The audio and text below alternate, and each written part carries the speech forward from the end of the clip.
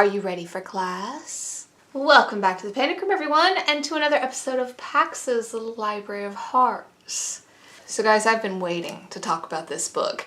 If you guys have been around for any length of time, you know that I am a huge fan of what I often call devil horror. And we're going to talk about the devil today in a kid's book. So if you guys watched one of my book hauls, I want to say it was my birthday book haul, I'm pretty sure, you saw this book, Duffy and the Devil. I found this at a yard sale for 25 cents. And I said in that haul video that what made me buy it was the fact that there was a half-naked man in the back of it. And I just wanted to know why. So unfortunately, it is a little too long to read, as you can see. However, we do need to talk about some things because this is like a whacked out version of Rumpelstiltskin. That is definitely the basis for this, but there is some like really weird ass elements in here. So you have this like nobleman by the name of Squire Lovell of Trove, and he's on his way to see a family member, an aunt, I believe it is. And when he like pulls up on his horse at her house, she's beating the shit out of her servant, this young girl by the name of Duffy, and she essentially tells the squire that Duffy's a lazy sack of shit and doesn't want to do anything. And the squire's like, oh, she can't be that bad, you know, come, you know, take care of me, you know, my maid is old, she is losing her sight, and I need somebody to knit for me. And, you know, Duffy's like, of course, I would love to, I knit like an angel, you won't be sorry. Except, when Duffy gets to this dude's house, you know, she's trying to, like, get to know, I guess, what to do from this maid, and she tells the maid, like, you know what, I've never been able to really work or knit when someone's watching me, can you just leave me alone? Which should tell you that Duffy has no idea what the hell she's doing. So apparently she gets like real pissed real quick and ends up, you know, just kind of like kicking the shit out of everything because she gets so frustrated because she can't knit. She has no idea how to do any of this shit. And so she's like, you know what? The devil can knit this bastard's clothes. I'm not gonna do it. Well, sure enough, here he comes. Terrifying, isn't he? So he makes a deal with her. He's like, hey, I'm gonna make all of your shit, but in 3 years you gotta come with me. So we're not dealing in babies the way Rumpelstiltskin did, but you know, he's gonna take her. He's gonna take her away. He's like, yeah, I can do whatever I want with you in 3 years. And you know, she takes some time to mull it over, but she eventually gives in because she's a lazy sack of shit, just like we were told in the beginning of the story. And so the devil does it. He makes these amazing clothes. He impresses not only her, I guess, master at this point, but also the entire town, because apparently his, you know, shit never, you know, snags or tears or anything like that. So Duffy starts to get kind of popular. So then this Lord of the Manor is like, hey, wouldn't she make a great wife? So he just like marries her because she can sew so well. So she starts to get real antsy because she's like, hey, you know, I'm a lady now, like capital L, lady. I don't need to sew anymore.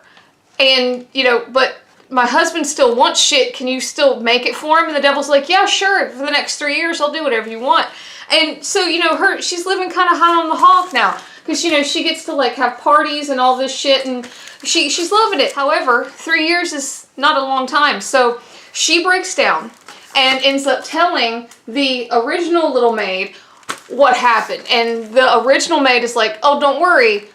I'll take care of it. Now, if you remember Rumpelstiltskin, you know, the whole thing is, well, you need to guess my name. So the devil has made this same deal with her. Like, okay, if you guess my name, I won't take you away.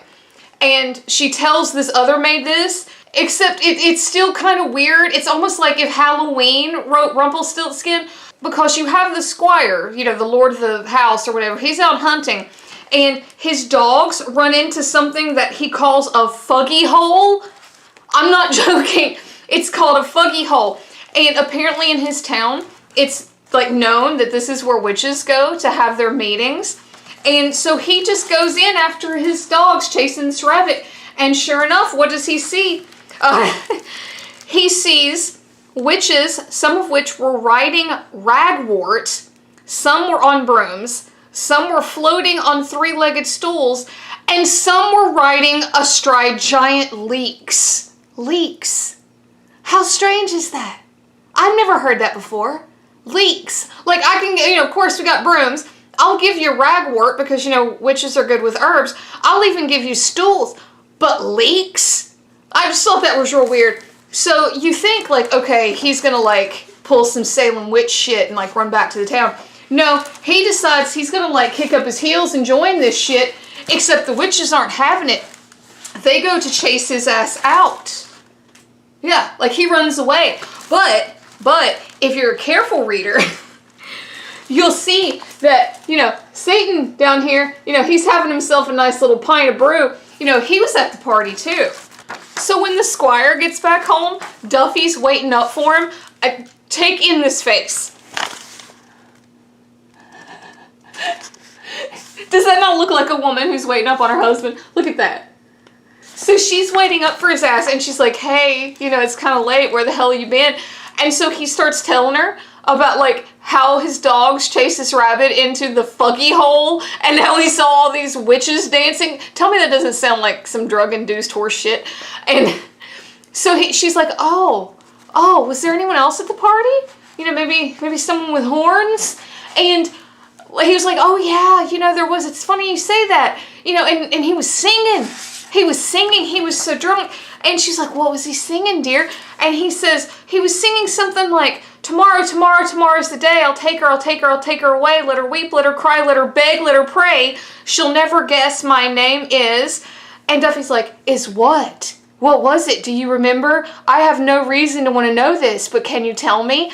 And he's like, it starts with a T. Oh, that's right. It was Tearaway. And she's like, it says that they laughed and laughed until they couldn't laugh anymore. Can you just hear that interaction?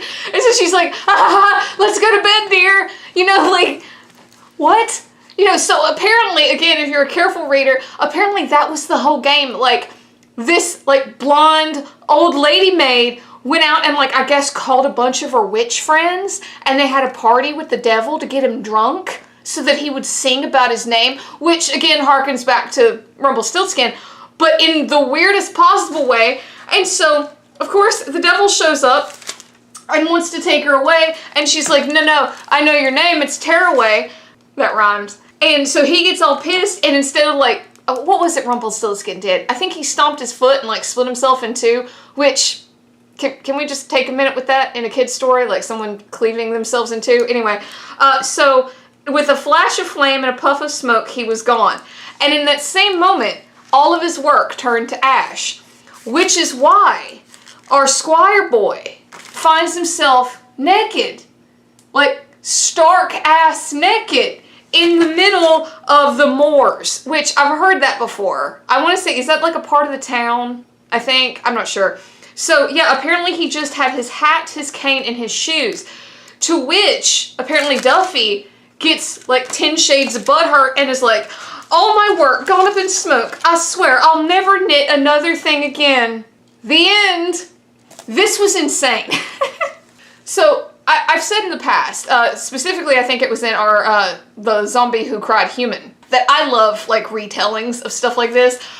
This was insane. I loved this. This was so good. Like, it had so many memorable parts. You know, I've read Rumpelstiltskin like 5,000 times. You know, and it's definitely a Rumpelstiltskin-esque story, but it has so many, like, odd-ass elements to it. Like that whole, like, let's have a party in the cave with the witches thing. And, you know, like, the dude just being naked at the end of the book. I don't know. There was a lot here. I enjoyed it, though. Comment down below. Tell me what you think. You know, do you think that the devil needed to be inserted into the story of Rumpelstiltskin? Let me know down below. What do you think about naked people in kids' books? I think that's kind of weird, don't you? Anyway, guys, that is it. Thank you for coming back to another episode of Pax's Little Library of Horrors. Please, if you like this, hit like, hit subscribe. It would really help me out. And until next time, class dismissed.